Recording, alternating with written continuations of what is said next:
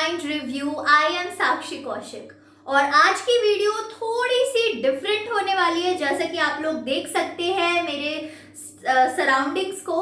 तो I am trying to make the videos a little more interactive for all of you, even though हम लोग online हैं, meet कर रहे हैं एक दूसरे को ऑनलाइन वे में, but still I can try to give you the feel of a classroom.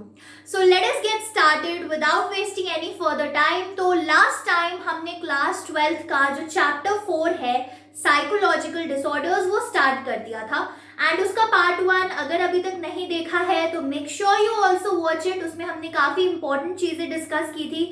The link is in the description box, right. और आज हम उसका पार्ट 2 शुरू करने वाले हैं, and in part 2 we are going to study about the different types of psychological disorders. तो आज की जो वीडियो है उसमें मैं 4 टाइप्स कवर करूंगी साइकोलॉजिकल डिसऑर्डर्स के, which are anxiety disorders, somatoform disorders, dissociative disorders and mood disorders. बाकी के जो थोड़े से और डिसऑर्डर्स के टाइप बचेंगे वो हम कवर करेंगे पार्ट 3 में, जो कि कल या परसों तक डेफिनेटली आ जाएगी, right. So in today's video, before actually starting today's video, मैं आप लोगों से बहुत छोटी सी रिक्वेस्ट करना चाहती हूँ, और वो रिक्वेस्ट ये है कि जब हम डिसऑर्डर्स के बारे में डिस्कस करेंगे और उनके सिम्टम्स के बारे में डिस्कस करेंगे तो make sure you do not do self diagnosis. अपने आप को उन सिम्टम्स से प्लीज रिलेट मत करना और ये मत कहने लग जाना कि अरे मुझे भी ये सिम्टम्स होते हैं, मुझे ये डिसऑर्डर है, या अपने आसपास अपने दोस्तों को मत कहना अरे तुम्हें ये सिम्टम्स है, तुम्हें ये डिसऑर्डर है, मैंने पढ़ा है। No, that is the work of a professional, और प्लीज उसे प्रोफेशनल को ही करने दीजिए, right. It is very common कि हम लोग अपने आप को सेल्फ डायग्नोज कर लें इन सिम्टम्स को पढ़ के, but please refrain from that, right. तो चलिए, without wasting any further time we will start with anxiety disorders. तो सबसे पहला जो हम डिस्कस करेंगे वो है एंजाइटी डिसऑर्डर्स। क्या होते हैं, उसके क्या सिम्टम्स होते हैं, क्या कुछ नॉर्मल एंजाइटी नाम से भी कोई चीज होती है, और एंजाइटी डिसऑर्डर्स के डिफरेंट टाइप्स क्या होते हैं। तो सबसे पहले जो क्वेश्चन मैंने यहाँ लिखा हुआ है, नॉर्मल एंजाइटी क्वेश्चन मार्क, क्या कुछ नॉर्मल एंजाइटी भी होता है? क्या हम सबको एंजाइटी होती है या फिर सिर्फ जिन लोगों को एंजाइटी डिसऑर्डर है उन लोगों को होती है? कभी सोचा है इस बारे में? तो चलिए, एंजाइटी तो हम सबको कहीं ना कहीं कुछ ना कुछ पॉइंट्स पे होती है ना। अगर आप लोगों का 10 दिन बाद मैं बोल दूं बोर्ड का एग्जाम है तो वो थोड़ी एंग्शियस फीलिंग्स आ जाएगी, थोड़ी फीलिंग्स ऑफ स्कैर्डनेस, और वो हार्ट बीट थोड़ी तेज हो जाना, वो सारी फीलिंग्स आपके अंदर आ सकती है, राइट। कि यार 10 दिन में पेपर है, कुछ पढ़ा नहीं, क्या करेंगे, right. So that is an amount of energy, an amount of anxiousness that is actually good for you. अब आप बोलोगे यार ये क्या कह रहे हो आप, एंजाइटी कैसे किसी के लिए अच्छी हो सकती है ना। But it has been proven कि अगर स्मॉल अमाउंट में जो एंजाइटी फील की जाए that is actually good for you. Why is it good for you? Because it actually motivates you, ठीक है। ये जो स्मॉल अमाउंट्स वाली हमारी एंजाइटी होती है ये हमें मोटिवेट करती है हमारे गोल को अचीव करने के लिए। जैसे कि अगर आपको डर ना हो, अगर आपको थोड़ी सी भी एंग्शियसनेस ना हो कि 10 दिन बाद आपके पेपर है, तो आपको वो मोटिवेशन नहीं मिलेगी कि यार अब पढ़ाई शुरू कर देनी चाहिए, या आप ये वीडियो बैठ के नहीं देख रहे होते इस चैप्टर को कवर करने के लिए, right. So therefore I am saying कि थोड़ी सी amount of anxiety is good for you, but when this so-called normal or small amount of anxiety increases to such an extent कि आपके जो डेली लाइफ की एक्टिविटीज है, आपकी जो नॉर्मल फंक्शनिंग है, नॉर्मल, ठीक है, जो आपकी नॉर्मल फंक्शनिंग है वो डिस्टर्ब हो जाए, जब वो एंजाइटी आपकी फंक्शनिंग के साथ इंटरफेयर करने लग जाए, इस हद तक इंटरफेयर करने लग जाए कि जिस एग्जाम के लिए आप प्रिपेयर कर रहे हो उसकी वजह से आपको इतनी एंजाइटी हो रही है कि आप अपनी प्रिपरेशन में फोकस नहीं कर पा रहे, ये वीडियो देखते हुए फोकस नहीं कर पा रहे, then we call it an anxiety disorder, right. So I hope आपको ये डिफरेंस क्लियर है, ठीक है। थोड़ी सी एंजाइटी हम सब एक्सपीरियंस करते हैं, बट दैट इज गुड जब तक वो लिमिटेड अमाउंट्स में रहे और फ्रीक्वेंट ड्यूरेशंस पे रहे। क्यों? क्योंकि वो हमें मोटिवेट करती है। बट जैसे ही एंजाइटी इंक्रीज हो गई, हमारी डेली फंक्शनिंग के साथ इंटरफेयर करने लगी, वो हो जाता है anxiety disorder, and that is not a really good sign, right. अब एंजाइटी डिसऑर्डर के क्या क्या साइंस एंड सिम्टम्स हो सकते हैं? Right in front of you, rapid heart rate, बहुत ज्यादा तेज हार्ट बीट चल रही है, shortness of breath. So these are some of the symptoms. एकदम रैपिड हार्ट रेट हो रहा है आपका, शॉर्टनेस ऑफ ब्रेथ हो रही है, लॉस ऑफ एपेटाइट. तो ऐसा नहीं है कि आप डाइटिंग कर रहे हो इसीलिए आपने एपेटाइट अपना लूज किया. No, there is a natural tendency to not wanting to eat. मन ही नहीं करता खाने का. So loss of appetite, right. Then sweating, बहुत ज्यादा पसीना आना, tremors. The person appears to be visibly shaky when they are anxious if they are facing from anxiety disorder, right? Constantly वो अपने environment को scan कर रहे होते हैं कि कोई danger तो नहीं है, कोई harm तो नहीं है. So that these are some of the signs and some of the symptoms of your anxiety disorders. इसको याद रखना. And one more thing, इस पूरे चैप्टर के जो hand written NCERT based detailed notes हैं वो भी मैंने आप लोगों के लिए प्रिपेयर करे हैं. Why am I doing so much of effort? So that you can score good marks, in fact full marks in your board exam term 2, right? तो उस नोट्स के जो लिंक हैं वो नीचे डिस्क्रिप्शन बॉक्स में मैंने ऑलरेडी प्रोवाइड कर दिया है. Once you watch this entire video, उस नोट्स को खोलो, थोड़ा स्कैन थ्रू करो, राइट, और देखो क्या क्या हमने पढ़ा है. उसमें मैंने थोड़े डिटेल में भी समझाया हुआ है, तो you can understand in a good way. तो उसको पढ़ के आपका एकदम कवर हो जाएगा. ठीक है, चलिए अब हम डिस्कस करेंगे the types of anxiety disorder. So कौन से टाइप्स हैं? गैड. गैड का मतलब क्या होता है, ये क्या होता है गैड? ठीक है, GAD is a short form for generalised anxiety disorder. याद रखना है. ठीक है, गैड है, पैनिक है, फोबियाज है, ओसीडी है. अब ओसीडी किसका शॉर्ट फॉर्म है? OCD is a short form of obsessive compulsive disorders. And we have PTSD. PTSD मतलब post traumatic stress disorder, right? तो ये 5 टाइप्स हैं जो हमको आज की वीडियो में कवर करने हैं. GAD, panic, phobias, OCD and PTSD. तो सबसे पहले शुरू करेंगे गैड के साथ, राइट. जनरलाइज्ड एंजाइटी डिसऑर्डर क्या होता है? अब देखो, नाम ही सजेस्ट कर रहा है जनरलाइज्ड, मतलब कुछ general.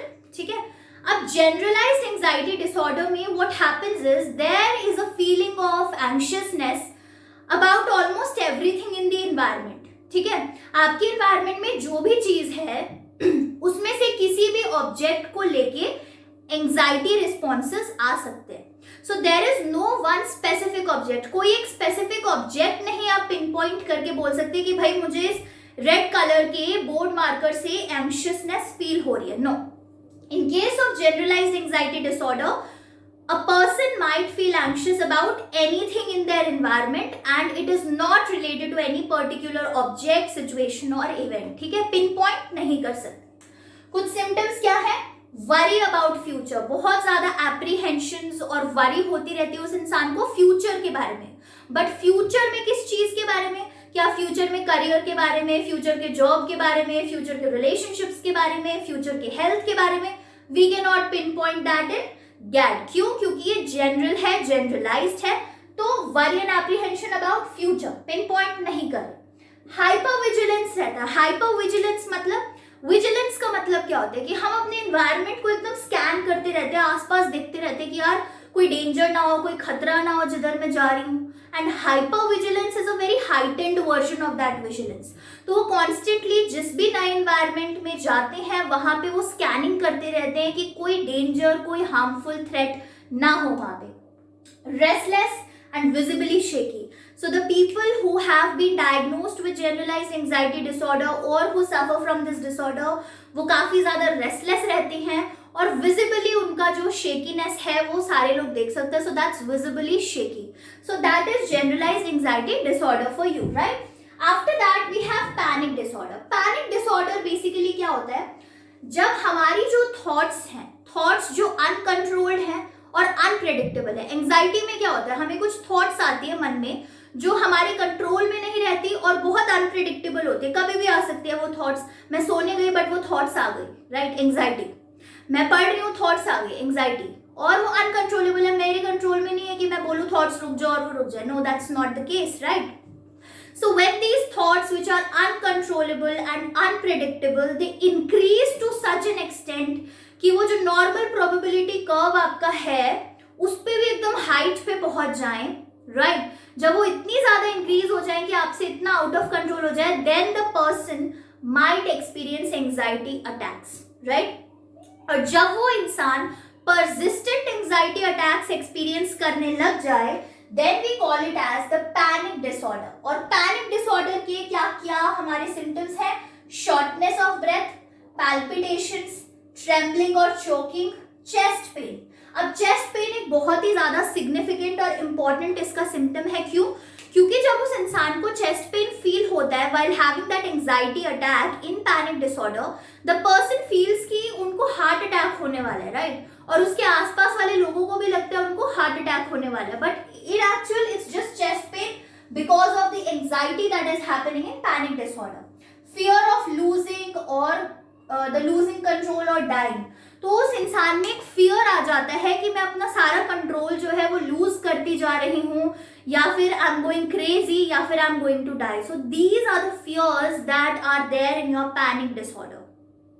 So are you understanding the extent at which the disorder is? ठीक है, अगर एक दिन आपको ऐसा कुछ हो गया, या मतलब for 1 second, that doesn't mean you have been diagnosed with a disorder. So it is very important कि हम इन symptoms को अपनी लाइफ के साथ इतना easily relate ना करने लग जाएं, और जब भी कुछ ऐसा अगर हमें लगे कुछ गड़बड़ है तो मेंटल हेल्थ प्रोफेशनल के पास जाएं, right? So that is panic for you. Next type of anxiety disorder is phobias. अब फोबियाज क्या होते हैं? फोबियाज बेसिकली इरैशनल फियर्स होते हैं. These are the irrational fears of objects, of people, of situations. Now what do we mean by irrational?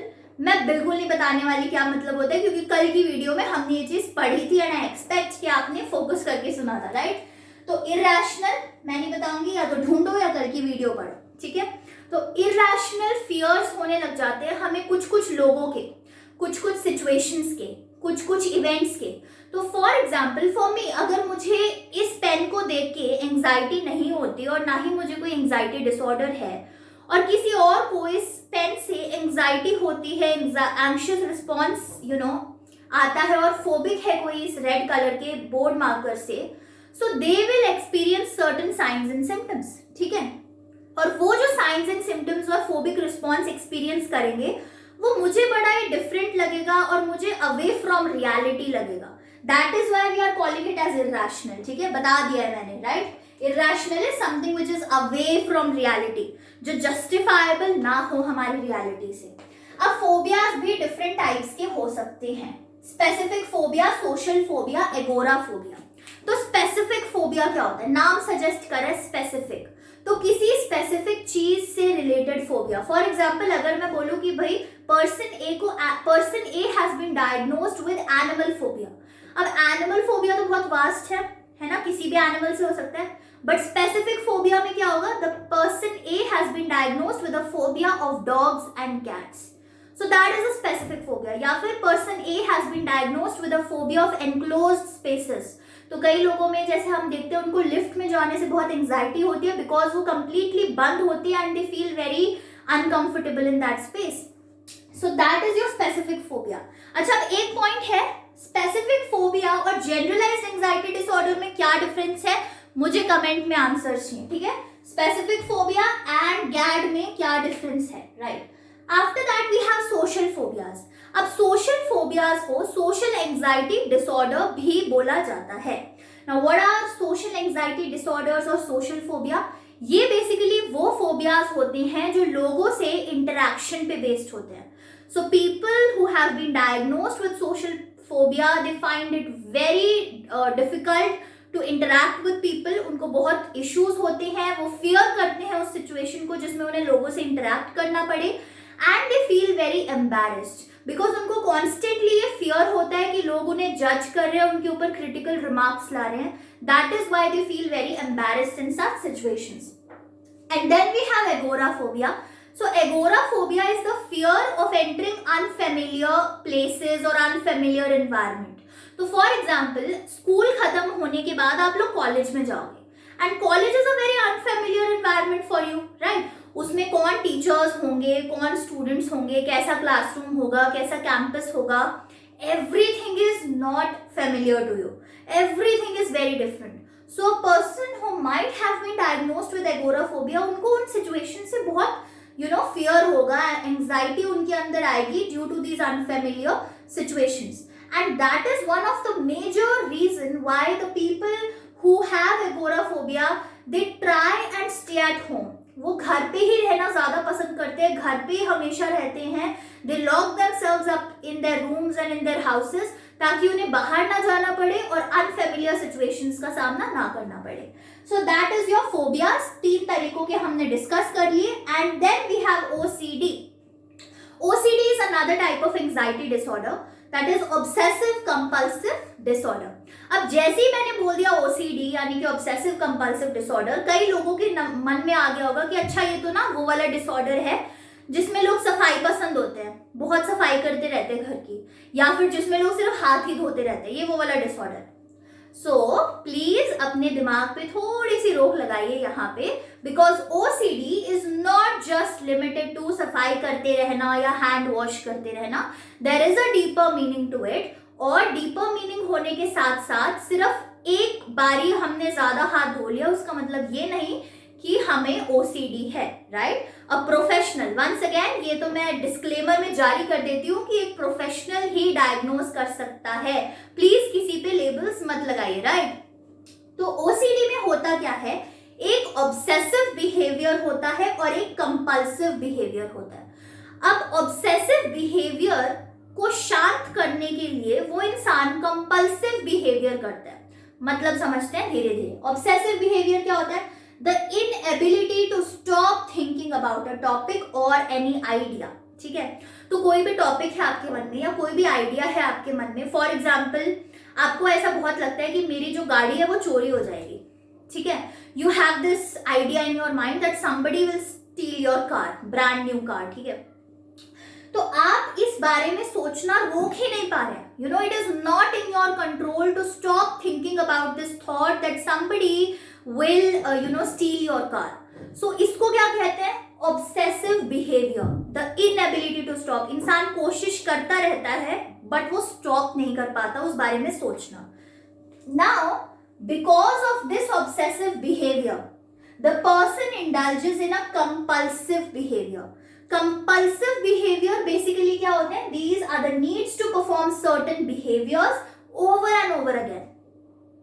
So in order to deal with your obsessive behavior or your obsessive thoughts, हम कुछ compulsive behaviors perform करते हैं, कुछ actions perform करते हैं. जैसे कि मेरा obsessive behavior, अभी this is hypothetical, it's not कि मेरा है, right? So चलो किसी और इंसान को लेते हैं. For example, person A has an obsessive behavior of thinking कि मेरी गाड़ी चोरी होने वाली है, कोई मेरी गाड़ी चोरी कर लेगा, और वो इस बारे में कंटिन्यूअसली सोच रहा है. Inability to stop thinking about it, obsessive behaviour. अब इस चीज को शांत करने के लिए, इस ऑब्सेसिव बिहेवियर से डील करने के लिए वो एक ऑब्सेसिव एक्शन एक कंपल्सिव एक्शन परफॉर्म करता है. कंपल्सिव एक्शन क्या है? कि अपनी गाड़ी को बार बार लॉक करते रहना, उसे चेक करना कि लॉक हो गया कि नहीं, राइट? बार बार, नॉट जस्ट वंस. ऑफिस, अपने वर्क प्लेस पे जाके वो बैठ गया वो इंसान, but then again this obsessive thought comes, so the person comes running down and checks the car again whether it's locked और नॉट, वेदर इट्स सेफ और नॉट. वापस वो अपने वर्क प्लेस में चला गया. After 10-15 minutes once again that obsessive thought comes, वो इंसान वापस वो कंपल्सिव एक्शन परफॉर्म करने आता है ऑफ चेकिंग कि ये कार लॉक हुई है कि नहीं हुई, right? So that is obsessive and compulsive. They go hand in hand. ठीक है, साथ में होते हैं. एक ऑब्सेसिव बिहेवियर होगा, थॉट होगी जिसपे आप अपनी रोक नहीं लगा पा रहे सोचने से, और उसके साथ आप एक कंपल्सिव बिहेवियर परफॉर्म करेंगे. कंपल्सिव बिहेवियर में क्या होगा आप परफॉर्म करेंगे तो कुछ एक्शंस होते हैं जो आप परफॉर्म करते हैं over and over again to deal with your obsessive behaviour, right? So that is OCD. अब ये जो कंपल्सिव बिहेवियर्स हैं वो डिफरेंट हो सकते हैं. ठीक है, हैंड वॉशिंग, ठीक है, ये हो सकता है. क्लीनिंग, ये हो सकता है. किसी चीज को कॉन्स्टेंटली टच करते रहना, जैसे मुझे कोई अगर कंपल्सिव बिहेवियर में बार बार इस बोर्ड को टच कर, after every 2 minutes I am touching the board, that can also be a compulsive behaviour, right? तो ये है OCD. And finally we have another type of anxiety disorder which is PTSD, जिसका full form मैंने आपको बताया, post traumatic stress disorder. And this is a homework for you. Homework मतलब मैं काम चोरी नहीं कर रही हूँ, आई एम जस्ट इंश्योरिंग कि आप थोड़े से एफर्ट्स पुट इन करें. ठीक है, तो इसको कैसे आपको करना है? नोट्स आप ओपन करेंगे जब ये वीडियो ओवर होएगी तो you will open the notes. उसमें मैंने PTSD के बारे में लिखा हुआ है. PTSD क्या होता है, उसके क्या सिम्टम्स हो सकते हैं, वो कब हो सकता है, वो आपको पढ़ना है. और आपको उस चीज से क्या समझ आ आया वो आपको कमेंट करना है। तो अभी तक मैं आपको 2 छोटे छोटे होमवर्क्स दे चुकी हूँ, राइट। एक होमवर्क था कि स्पेसिफिक फोबिया और जनरलाइज्ड एंजाइटी डिसऑर्डर में क्या डिफरेंस होता है। सेकंड इज पीटीएसडी के बारे में पढ़ना है नोट्स से, जो मैंने लिंक नीचे प्रोवाइड कर रखी है, जब वीडियो खत्म हो जाए, राइट, उनसे पढ़ो और फिर उसके बाद कमेंट करके बताओ कि आपको क्या समझ आया, पीटीएसडी क्या होता है। कोई डाउट होगा आई विल मेक श्योर कि मैं आपको बताऊं, ठीक है। So that is anxiety disorders for you. Generalized anxiety, panic, phobias, OCD, PTSD. अब हम बात करेंगे नेक्स्ट सेट ऑफ डिसऑर्डर्स की, जो कि है somatoform disorders, right. So now we are going to start with your somatoform disorders, जो second form है डिसऑर्डर्स का इस चैप्टर के अंदर, right. So what are somatoform disorders, पहले हमें ये जानना पड़ेगा। छोटी सी डेफिनेशन है, सोमैटोफॉर्म डिसऑर्डर्स में क्या होता है, physical symptom in absence of physical disease और कॉज। तो कोई फिजिकल डिजीज नहीं होता, कोई फिजिकल कॉज नहीं होता, कोई बायोलॉजिकल कॉज नहीं होता, बायोलॉजिकल रिपोर्ट्स जो आती हैं, टेस्टिंग जो होती है, उसमें भी कोई फाइंडिंग्स नहीं होती, but still there are certain physical symptoms that are present, ठीक है। दैट बेसिकली मीन्स कि कोई इंसान जिसको सोमैटोफॉर्म डिसऑर्डर होगा, उसकी ये कंप्लेंट हो सकती है कि I am having a lot of pain in my body parts, but when there are medical test done, ठीक है, बोन्स का टेस्टिंग, सारी चीजें हो गई, but reports are all clear, कोई फिजिकल डिजीज भी नहीं है उस इंसान को जिसकी वजह से ये पेन हो सकता है, कोई बायोलॉजिकल कॉज नहीं है इसका, बट स्टिल एक फिजिकल सिम्टम एक्सप्रेस कर रहा है, that is the pain in the body. So that pain में actually be a reason of psychological cause, ठीक है, एक साइकोलॉजिकल कॉज हो सकता है उस पेन के पीछे। सो that is exactly what somatoform disorder is, कि एक फिजिकल सिम्टम है पर उसका कोई बायोलॉजिकल कॉज नहीं है, so probably there may be a psychological cause behind it. So we are going to study some of the common somatoform disorders, which are pain disorders, somatization disorders, conversion disorders, and hypochondriasis. These are the 4 types that we are going to study today. तो सबसे पहले हम पढ़ेंगे pain disorders के बारे में। तो pen disorder में क्या होता है, there is extreme pain without biological symptom. तो जस्ट थोड़ी देर पहले मैंने जो आपको एग्जाम्पल दिया कि कोई इंसान बहुत ज्यादा कंप्लेंट कर रहा है कि बॉडी पॉइंट्स में, ठीक है, जॉइंट्स में, हर जगह मुझे बहुत पेन हो रहा है, बट उसके पीछे कोई बायोलॉजिकल सिम्टम नहीं है, so that may be pain disorder which is a type of somatoform disorder, ठीक है। तो यूजुअली जो आपका पेन डिसऑर्डर है, जिन पेशेंट्स को पेन डिसऑर्डर डायग्नोज किया जाता है, they can have 2 types of coping, active coping and passive coping. अब मतलब नाम से ही काफी आपको क्लियर हो रहा होगा, एक्टिव कोपिंग, एक एक्टिव होके कोप करना, पैसिव होके लेथार्जी में पैसिव होके कोप करना। सो एक्टिव कोपिंग में क्या होता है, active coping is where the person tends to ignore the pain, जो भी उन्हें ये एक्सट्रीम और इनकैपेसिटेटिंग, बिल्कुल टॉलरेबल नहीं है वो पेन जिनके लिए, ठीक है, तो जो ये पेन उन्हें हो रहा है, वो पर्सन उसको इग्नोर करने की कोशिश करते हैं और अपनी एवरीडे एक्टिविटीज कैरी आउट करता है। So that is active coping, ठीक है, ये तरीका है कोप करने का। Second is passive coping. Passive मतलब वो इंसान अपनी सारी रेगुलर एक्टिविटीज पे एक फुल स्टॉप लगा देता है, राइट, कंप्लीट जो सोशल इंटरेक्शन था उसको कंप्लीटली बंद कर देता है एंड पूरा फोकस उसका पेन पर होता है। So that is your passive coping. So these are the 2 types of coping जो इंसान यूज कर सकते हैं in case of pain disorder, right. After that we are going to study about somatisation disorder. अब somatisation disorder में क्या होता है, there are multiple and chronic bodily complaints which are presented in a very dramatic and a very exaggerated manner. तो basically इन सोमैटाइजेशन disorder multiple complaints होती है एक इंसान की, कि हेडेक भी हो रहा है, हाथ में भी दर्द हो रहा है, पैरों में भी दर्द हो रहा है, माउथ में भी कुछ अजीब सा लग रहा है। There are multiple complaints and these complaints are chronic and continuous. Chronic and continuous का मतलब लाइफ लॉन्ग ये कंप्लेंट्स उनकी चलती रहती है, कंटिन्यूअस होती है, हर दिन कोई ना कोई कंप्लेंट होती है। सो सोमैटाइजेशन डिसऑर्डर में मल्टीपल और क्रॉनिक बॉडीली कंप्लेंट्स होती हैं and these complaints are presented in a very dramatic and exaggerated manner. तो वो बहुत उसे ड्रामेटाइज करके, बहुत एग्जैजरेट करके प्रेजेंट करते हैं, बट अब an important point two note over here is, और जो मैं आप सबको कहना चाहती हूँ कि ये जो ड्रामेटाइजेशन है, एग्जैजरेशन है, वो इंसान जानबूझ के नहीं कर रहा है, right? It is not the fault of that individual, it's the fault of the disorder that the person has been diagnosed with. ठीक है, तो उसमें उसकी गलती नहीं होती। हमें ये नहीं बोलना चाहिए कि अरे क्या नाटक कर रहे हैं, what is this, right? It's not the fault of that individual, it's the fault of this disorder, right? So common symptoms जो इसके होते हैं और कॉमन कंप्लेंट्स जो उन पेशेंट्स के होते हैं, रादर, राइट? कॉमन कंप्लेंट्स क्या है? फटीग, कि बहुत थका हुआ महसूस होता है, हेडेक है, सर दर्द होता रहता है, vomitings, allergies, heart palpitations, right? तो ये कुछ कॉमन कंप्लेंट्स होती हैं जो वो पेशेंट्स अक्सर बोलते हैं। After that we have another type of somatoform disorder which is conversion disorder. Conversion disorder में क्या होता है? There is a reported loss of some और all of the basic bodily functions. तो कौन से बेसिक बॉडीली फंक्शंस हो सकते हैं? Usually which are involve with our senses, with our muscles. तो बेसिक बॉडीली फंक्शन जैसे कि हम जो देख पा रहे हैं, हम जो सुन पा रहे हैं, हम जो स्मेल कर पा रहे हैं, मैं यहाँ तक चल के यहाँ तक पीछे आ पा रही हूँ, अपने हैंड्स मूव कर रही हूँ, these are some of the basic bodily functions, right? तो कन्वर्जन डिसऑर्डर, जो लोग कन्वर्जन डिसऑर्डर से सफर करते हैं वो रिपोर्ट करते हैं कि या तो पार्शियली उनके जो बॉडीली फंक्शंस है वो काम नहीं कर रहे सही से, या फिर कंप्लीटली लॉस हो चुका है उन बॉडीली फंक्शंस का। So they may experience blindness, deafness, walking difficulties, right? ये सारी डिफिकल्टीज वो फेस कर सकते हैं। एंड यूजुअली कन्वर्जन डिसऑर्डर होता है after a person has experienced a very severe stressful event, right? अगर किसी इंसान ने रिसेंटली एक सिवियर स्ट्रेसफुल ट्रॉमेटिक एक्सपीरियंस किया है, कुछ ऐसा, तो कन्वर्जन डिसऑर्डर के चांसेस थोड़े से ज्यादा इंक्रीज हो जाते हैं होने के, right? So that's conversion disorder. And lastly, we are going to discuss about your hypochondriasis. Hypochondriasis में basically क्या है? There is a persistent belief of having a serious illness. तो जिस इंसान को hypochondriasis का diagnosis दिया जाता है, that person usually what, क्या symptoms होते हैं उनके?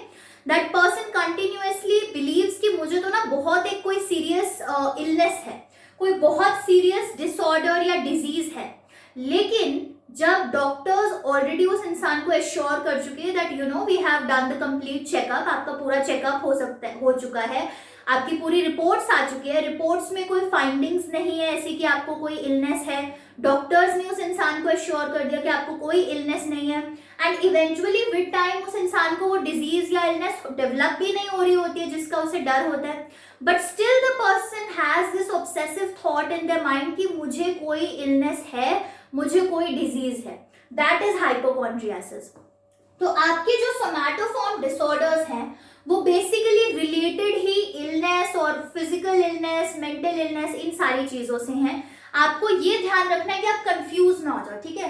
पेन डिसऑर्डर में क्या था? इंसान रिपोर्ट करते हैं बहुत एक्सट्रीम पेन हो रहा है पर कोई बायोलॉजिकल सिम्टम नहीं था। सोमैटाइजेशन में क्या हो रहा है? मल्टीपल बॉडी कंप्लेंट्स है। तो पेन डिसऑर्डर में तो हो सकता है एक ही पेन बताया, राइट? बट सोमैटाइजेशन में मल्टीपल कंप्लेंट्स दी जाती है और कैसे प्रेजेंट होता है? ड्रामेटिक वे में। कन्वर्जन डिसऑर्डर में क्या होता है? जो बेसिक फंक्शंस होते हैं हमारी बॉडी के, वॉकिंग, राइट, आपका ब्रीथ करने की एबिलिटी, आपके देखने की, सुनने की एबिलिटी, उनमें लॉस होता है, या तो पार्शियल लॉस होता है या कंप्लीट लॉस होता है, right? And then we have hypochondriasis जिसमें उस इंसान को कोई फिजिकली सिम्टम दिख नहीं रहा है, राइट? रिपोर्ट्स में भी कोई सिम्टम नहीं आ रहा, एज सच कोई प्रॉब्लम नहीं हो रही कि पेन है या कोई बॉडी के यू नो फंक्शन का लॉस है, but the person has a belief, उसके मन में, एक माइंड में एक बिलीफ है कि मुझे एक कोई तो इलनेस या कोई तो डिजीज है। In fact even after getting reassurance by the doctors, when the findings are not there, when the disease is not developed, still the person continues to obsess over this thought, right? So that is somatoform disorder for you. और इसके बाद अब हम पढ़ने वाले हैं dissociative disorders, right? So here is the dissociative disorders for you, ठीक है? Dissociative disorders में क्या होता है, ठीक है? इसमें भी हम पढ़ेंगे क्या होते हैं dissociative disorders and the different types. So dissociation का मतलब बेसिकली होता है a sense of loss of touch from reality, ठीक है? या फिर एक sense of depersonalization, that is loss of touch from oneself, या फिर a change of identity. So these can be the different things that a person might experience in dissociation disorders. ठीक है, क्या क्या चीजें, मैंने 3 चीजें बताई आप लोगों को. एक है loss of touch from reality, कि जो आपकी सराउंडिंग्स है, रियलिटी है, उससे टच लूज हुआ है, राइट. या फिर depersonalisation, that is loss of touch from your own self, right. And the next can be a possibility कि आप अपनी जो आइडेंटिटी है उसी में चेंज ला रहे हैं unconsciously. You are not aware of it, but unconsciously it is happening. So these can be some of the characteristics of dissociative disorders, and the types of dissociative disorders include dissociative amnesia, dissociative fugue, dissociative identity disorder जिसको हम multiple personality disorder भी बोलते हैं, and depersonalization, right?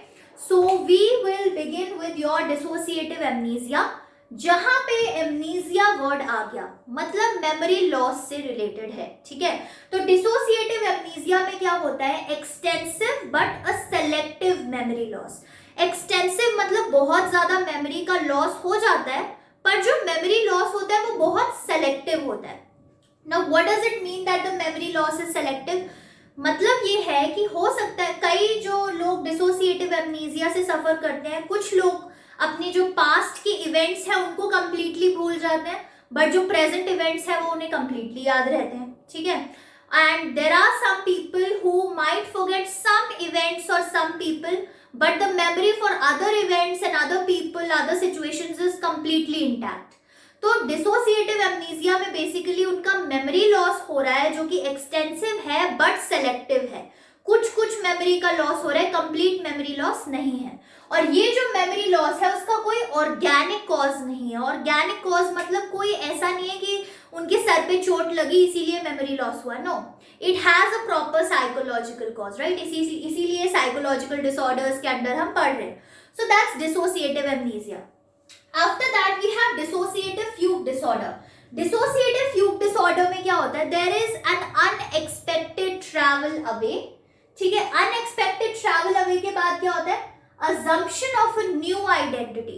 तो इंसान जो है जो डिसोसिएटिव फ्यूग से मे बी डायग्नोस्ड है, दैट पर्सन में suddenly travel away from their home और वर्क प्लेस. सडनली वो अपने घर से चले जाए कहीं बाहर, ठीक है, या अपने वर्क प्लेस से कहीं बाहर चले जाते हैं, right. And they assume a new identity, they forget who they actually are, और एक नई आइडेंटिटी अज्यूम कर लेते हैं वो बाहर जाकर, and they are not able to recall their old identity. तो फॉर एग्जाम्पल पर्सन ए है, वो करंटली एक बैंक में मैनेजर है, right. And the person knows that I am a bank manager, I do this work, I look after the banks of these people.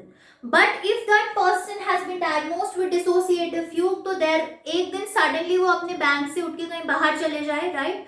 और एक नई identity वो इंसान अज्यूम कर ले, that I am a rock star, band का मैं rock star हूँ, एंड गिटार वगैरह खरीद के, and the person goes to a pub and plays that band और पूरा रॉक स्टार वाली feels, and the person is not able to recall that previous identity. हो सकता है वहां पे उन्हें कोई उनके जान पहचान वाले मिल जाए और बोले अरे मैनेजर साहब आप यहाँ पे, बट द पर्सन सेज कौन मैनेजर साहब, मैं तो रॉक स्टार हूँ, मैं तो इस बैंड का रॉक स्टार हूँ, right. So the person is not able to recall their old identity. और usually ये कब खत्म होता है, when the person wakes up from their sleep. अब ये wakes up, literal wakes up नहीं है कि वो सो रहा था और उसके सपने में ये सब हुआ. No, this all is happening in reality. But जैसे ही उसका वो फ्यूग टूटता है, that is what we call कि वो wake up हुआ, right? So this fugue, जैसे ही वो फ्यूग टूटता है, the person comes out and the person regains their old identity. ठीक है. तो वो जो रॉक स्टार बन गए थे अपनी न्यू आइडेंटिटी में, जैसे ही फ्यूग टूटेगा the person will again regain there old identity, और वो वही मैनेजर जैसे बिहेव करेंगे. The person will be confused कि मैंने कैसा ड्रेसअप किया हुआ है और मैं कहाँ पे हूँ, मुझे तो अभी ऑफिस में मैनेजर में बैंक में होना चाहिए, I am the manager.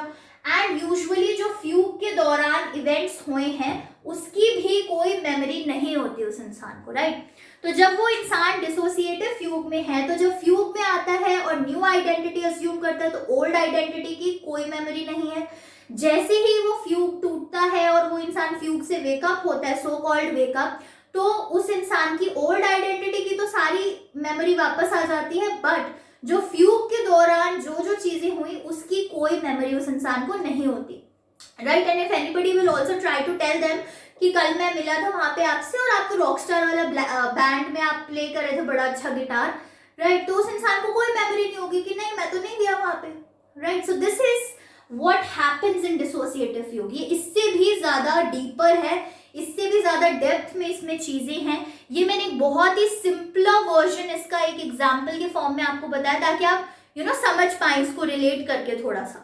So that is what happens in your dissociative fugue. फिर आता है हमारा dissociative identity disorder which is also known as multiple personality disorder. ठीक है, इसमें क्या होता है, there is an assumption of alternate और multiple personalities that may or may not be aware of each other। तो जैसा कि मैंने बोला डिसोसिएटिव आइडेंटिटी डिसऑर्डर को मल्टीपल पर्सनालिटी डिसऑर्डर भी बोलते हैं। तो इसमें व्हाट यूजुअली हैपेंस इज कि वी हैव वन पर्सनालिटी, ठीक है, हम सबकी एक पर्सनालिटी होती है usually, but in this a person might obtain a new personality. और सिर्फ एक नई पर्सनालिटी नहीं, मल्टीपल भी हो सकता है, दो या दो से ज्यादा नई personalities, and usually these are quite drastic from each other. एकदम ऐसा लगेगा 3 अलग अलग लोगों से मिल रहे हो आप हर एक उसमें इंटरेक्शन में। सो that is what happens in multiple personality disorder. और ये जो डिफरेंट पर्सनालिटीज उस एक इंसान के अंदर है, उन पर्सनालिटीज को हो सकता है आपस में एक दूसरे की प्रेजेंस का पता हो या ना पता हो, तो दोनों चीजें हो सकती है। I hope you are getting my point over here, right? तो एक डिफरेंस यूजुअली लोग कंफ्यूज हो जाते हैं कि डिसोसिएटिव फ्यूग और डिसोसिएटिव आइडेंटिटी डिसऑर्डर में क्या डिफरेंस होता है। तो देखो, डिसोसिएटिव फ्यूग में वो एक नई आइडेंटिटी ही टोटली अज्यूम कर रहा है, राइट? और उसे अपनी प्रीवियस आइडेंटिटी का कुछ नहीं पता, and suddenly that one day breaks and वो वापस ओल्ड आइडेंटिटी में आ जाता है। फिर हो सकता है फिर से कभी फ्यूग में चला जाए और न्यू आइडेंटिटी में आ जाए, that's just one new identity. But in case of dissociative identity disorder, there is an assumption of multiple personalities. उस सेम इंसान के अंदर multiple personalities हो सकती हैं, and there can be instances where the personalities know about each other. उसी इंसान को पता है उसके अंदर और भी पर्सनालिटीज हैं, या जो और पर्सनालिटीज है उनको पता है कि वो और भी दूसरी पर्सनालिटीज है, राइट? तो आई होप आप यहाँ पे कंफ्यूज ना हो, आपको ये दोनों चीजें क्लियर हो, डिसोसिएटिव फ्यूग, डिसोसिएटिव आइडेंटिटी डिसऑर्डर। और ये जो आपका डिसोसिएटिव आइडेंटिटी डिसऑर्डर है यानी कि multiple personality disorder, this usually occurs due to childhood traumatic experiences, right? एक प्री डिस्पोजिशन है, इट्स नॉट कंपल्सरी कि जिसके भी चाइल्डहुड में ट्रॉमेटिक इवेंट्स हुए होंगे या ट्रॉमेटिक एक्सपीरियंसेस हुए होंगे उनको ये एक्सपीरियंस करना ही करना है, but a pre disposition develops, एक थोड़ी लाइकलीहुड हो जाती है कि हो सकता है वो इंसान डेवलप कर ले। And for this I would recommend कि आई डोंट रिमेंबर एग्जैक्टली किस प्लेटफॉर्म पे, but some time before I watched a series, right? I think it was on Netflix but I am not sure. एक series मैंने देखी थी which was Breathe into the Shadows part 2। I guess Abhishek Bachchan was the protagonist in that. So dissociative identity disorder उसमें बहुत अच्छे से display किया हुआ है। So if you want to understand कि exactly इसमें क्या होता है, you can watch that series, but if you have time, right? मैं ये नहीं बोल रही कि उसको बैठ के देखने लग जाओ पूरा दिन, अपने पेरेंट्स को बोल दो कि मुझे तो YouTube से पता लगा ये देख के पढ़ाई होती है। No, if you have time, please do watch it. That's a good one, right? Good watch. After that we have depersonalization. Depersonalization में क्या होता है? There is a dream-like state. ठीक है, dream-like state होता है जिसमें the person is separated from self, यानी कि depersonalization जैसा कि नाम है, and sometimes the person is also separated from reality. So a person who might be having depersonalization, उसके साथ ऐसे events हो सकते हैं that the person views themselves in the mirror and they do not recognize who this person is. ठीक है, किसको देख रहे हैं वो मिरर में, तो that is a loss of touch from themselves, depersonalization हो जाता है, right? तो उसमें temporarily loss हो जाता है उनके self perception का, ठीक है, और हो सकता है उनके सेल्फ परसेप्शन में चेंज आ जाए, लॉस हो जाए या चेंज हो जाए। So that is depersonalisation for you, एक ड्रीम लाइक स्टेट जिसमें the person experiences a loss of touch from reality as well as from themselves. सो इसके बारे में थोड़ा और पढ़ने के लिए you can refer to the notes. So these are the various dissociative disorders that we have studied today. Dissociative amnesia में मेमोरी लॉस है, एक्सटेंसिव बट सेलेक्टिव। डिसोसिएटिव फ्यूग में एक न्यू आइडेंटिटी टोटली अज्यूम हो जाती है जो फ्यूग टूटने के बाद ही टूटती है। डिसोसिएटिव आइडेंटिटी डिसऑर्डर या फिर मल्टीपल पर्सनालिटी डिसऑर्डर में इंसान मल्टीपल पर्सनालिटीज अज्यूम कर लेता है। द पर्सनैलिटीज मे और may not know about each other. And depersonalisation में एक ड्रीम लाइक स्टेट होता है जिसमें इंसान खुद से सेपरेटेड फील करता है, खुद से एक लॉस ऑफ टच होता है और रियलिटी और अपने सराउंडिंग से भी एक लॉस ऑफ टच एक्सपीरियंस करता है। So till now we have covered anxiety disorders, we have covered somatoform disorders, we have covered dissociative disorders, और आज के लिए जो लास्ट सेट ऑफ डिसऑर्डर्स हम कवर करने वाले हैं वो होगा मूड डिसऑर्डर्स। तो आई होप आप लोग बोर नहीं हो रहे हैं वीडियो में, right? I am trying my level best to make this interactive face to face, इसीलिए थोड़ा मैंने सोचा कि बोर नहीं होंगे, इंस्टाग्राम वगैरह खोल के नहीं बैठ जाएंगे। सो मेक श्योर जो मूड डिसऑर्डर्स हम डिस्कस करेंगे बहुत क्विकली मैं उसको भी कंप्लीट कर दूंगी। उसके सिर्फ 3 टाइप्स हैं, तो वो भी आप लोग पूरा देख लें and then you also refer to the notes, right? So let us start with mood disorders, ठीक है? So the last set of disorders, mood disorders, जैसा कि मैंने कहा, ठीक है, मूड डिसऑर्डर्स के भी 3 टाइप्स हैं, major depressive disorder, mania disorder and bipolar disorder. तो मूड डिसऑर्डर्स में बेसिकली क्या होता है, मूड डिसऑर्डर्स है, नाम में ही मूड है, तो it is something that is involve with your mood, ठीक है? तो चेंजेस अगर मूड में होते हैं, एक परसिस्टेंट इमोशनल स्टेट है, that is what happens in mood disorders. तो थोड़ी और क्लैरिटी आएगी जब हम इनके जो मूड डिसऑर्डर्स के टाइप्स हैं वो पढ़ना स्टार्ट करेंगे। So the first type that we have is major depressive disorder, जिसके बारे में I think most of us have heard, ठीक है? आप लोगों ने भी इसके बारे में शायद सुना होगा, बहुत कॉमन है जब बोला जाता है major depression, depressive disorder, right? तो मेजर डिप्रेसिव डिसऑर्डर के कुछ सिम्टम्स या कुछ हॉलमार्क्स क्या है? There is a period of depressed mood. तो एक पीरियड होता है DSM जो हमने कल भी पढ़ा था, diagnostic and statistical manual of mental disorders, right? तो DSM वो क्लासिफाई करता है कि कितना पीरियड होना चाहिए डिप्रेस्ड मूड का, so that the person can be diagnosed with major depressive disorder. So there is a period of depressed mood, along with that there is a loss of interest in the pleasurable activities। तो कुछ activities जो उस इंसान को पहले pleasurable लगती थी, enjoyable लगती थी, उन एक्टिविटीज से भी लॉस ऑफ इंटरेस्ट होने लगा, right? Change in body weight without actually doing something. तो या तो बहुत ज्यादा हेल्दी हो जाना या बहुत ज्यादा अनफिट हो जाना, ठीक है, या एकदम से बहुत लीन हो जाना, that is a change in body weight, but actually the person is not doing anything to get that change, right? Usually हम बहुत जंक फूड खाने लग जाते हैं तो वी गेन वेट, राइट? या फिर हम बहुत ही ज्यादा माल न्यूट्रिशन फूड हो जाए तो हम लूज करते हैं अपना weight, but there is a change in the body weight without efforts from the person side in case of depressive disorder. Sleep pattern में चेंजेस हो जाते हैं, एक्सेस बहुत ज्यादा सोने लग जाना या बिल्कुल ही नींद ना आना, राइट? तो स्लीपिंग पैटर्न्स डिस्टर्ब होते हैं। एक फीलिंग होती है गिल्ट की, होपलेसनेस की, बहुत ज्यादा एक्सेसिव फीलिंग होती है ये उस इंसान में, गिल्ट की, होपलेसनेस की। The person feels tired and the person has a lot of thoughts about death, a lot of thoughts about suicide, right? तो ये कुछ फैक्टर्स हैं, कुछ सिम्टम्स हैं बेसिक जिससे हम डिफाइन कर सकते हैं मेजर डिप्रेसिव डिसऑर्डर को। So these are the basic things that we can talk about in major depressive disorder, and after that we have your mania, ठीक है? मेनिया में क्या क्या चीजें हैं जो क्लासिफाई करती है मेनिया को? सबसे पहला है यूफोरिया। तो यूफोरिया एक ऐसा वर्ड है जो आपको याद रखना है, ठीक है? यूफोरिया मतलब high, right? So for example some people take substances, जैसे कि ड्रग्स लेते हैं, अल्कोहल लेते हैं, and they get a high out of it, ठीक है? बहुत हाई हो जाते हैं on energy and sort of, you understand, right? So euphoria is the term that we are using for getting high, getting that high. So in mania, the people get euphoric, the people become extremely active, बहुत ज्यादा वो active हो जाते हैं, एकदम बहुत बातें करने लग जाते हैं, extremely talkative, and they get easily distracted, ठीक है? बहुत easily किसी भी चीज से वो distract हो जाते हैं। So that is, these are some of the characteristics that occur in mania, ठीक है? तो क्या हो रहा है? यूफोरिक हो रहे हैं, एक्सेसिवली एक्टिव हो रहे हैं, एक्सेसिवली टॉकेटिव हो रहे हैं, and they are getting easily distractible. So did you notice something? Major depressive disorder और मेनिया में कुछ नोटिस किया? हो सकता है कुछ लोगों ने किया हो, और जिन लोगों ने किया, लेट्स सी क्या आपने नोटिस किया और क्या मैं बात कर रही हूँ जिस बारे में, राइट? एंड लेट अस सी। तो एक चीज जो यहाँ पे नोटिस करने वाली है वो है कंटिन्यूअम की, ठीक है?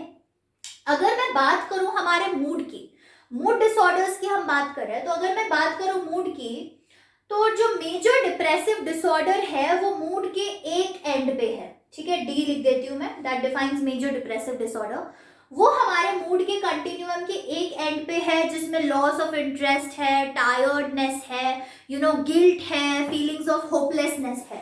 But when we talk about mania, mania हमारे उस मूड के कंटिन्यूम के एकदम ऑपोजिट एंड पे है, ठीक है, एम। मेनिया हमारे एकदम ऑपोजिट एंड पे, क्यों? क्योंकि इसमें एक्सेस एक्टिविटी है, एक्सेस एनर्जी है, टॉकेटिवनेस है। Whereas in depressive disorder, there was very much guilt ridden, hopelessness, बहुत टायर्डनेस हो रही है इंसान में, कोई एनर्जी नहीं बची है, स्लीपिंग पैटर्न्स में प्रॉब्लम है, एपेटाइट में प्रॉब्लम है, राइट। बट मेनिया में एकदम से बहुत एनर्जी है, एक्टिविटी है, टॉकेटिवनेस है, सारी चीजें हैं। So these are the two opposite ends of a continuum of mood. और हमारा जो so called normal mood है वो बीच में आ जाता है, NM, normal mood, ठीक है। ये चीज ध्यान से सुनना, क्योंकि बाइपोलर जब हम अभी पढ़ेंगे तो उसमें काम आने वाली है, राइट। तो ये हमारा अगर मूड का कंटिन्यूम है, तो नॉर्मल मूड हमारा बीच में लाई कर रहा है, ठीक है, जिसमें हमारा नॉर्मल रह रहा है मूड, ना तो हम डिप्रेस्ड है ना ही हम यूफोरिक है, ठीक है। बट मेजर डिप्रेसिव में एक एंड ऑफ कंटिन्यूम और मेनिया में दूसरा end of the continuum, right. So that's the thing. तो हमने मेजर डिप्रेसिव कवर कर लिया, मेनिया कवर कर लिया। अब बात करनी है बाइपोलर डिसऑर्डर की। तो बाइपोलर डिसऑर्डर में क्या होता है, both mania and depressive episodes alternate with some amounts of normal mood, right. तो इसीलिए मैंने आपको ये कंटिन्यूम दिखाया था। तो डिप्रेसिव डिसऑर्डर में सिर्फ डिप्रेसिव डिसऑर्डर है, मेनिया में सिर्फ मेनिया है। बट बाइपोलर, बाई का मतलब BI, बाई का मतलब क्या होता है, टू। बाइपोलर में क्या हो रहा है, दोनों ही एपिसोड्स हैं। तो हो सकता है कि आज के दिन सुबह पर्सन ए को डिप्रेसिव एपिसोड फील हुआ और रात होते होते उसको मेनिया का एक एपिसोड फील हुआ, मैनिक एपिसोड जिसे हम बोलते हैं, राइट। तो सुबह एक डिप्रेसिव एपिसोड हो गया, रात होते होते एक मेनिक एपिसोड हो गया, बीच में कुछ टाइम था जिसमें उसका नॉर्मल मूड था, ना डिप्रेसिव ना मेनिक।